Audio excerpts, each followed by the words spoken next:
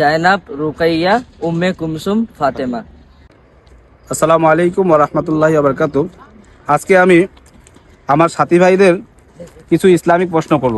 এখানে আলিউল ভাই রয়েছে, আলিউল ভাইকে জিজ্ঞাসা করি। আচ্ছা আলিউল ভাই, বলুন তো আমাদের নবী সাল্লাল্লাহু আলাইহি ওয়াসাল্লাম কোথায় জন্মগ্রহণ করেছেন?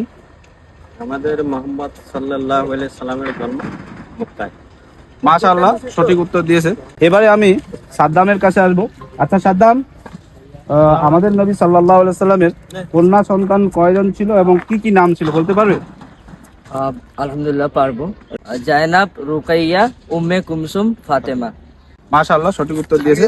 এবারে আমাদের নবী সাল্লাল্লাহু আলাইহি ওয়াসাল্লাম মক্কায় কতদিন ছিলেন এবং মদিনায় কতদিন ছিলেন?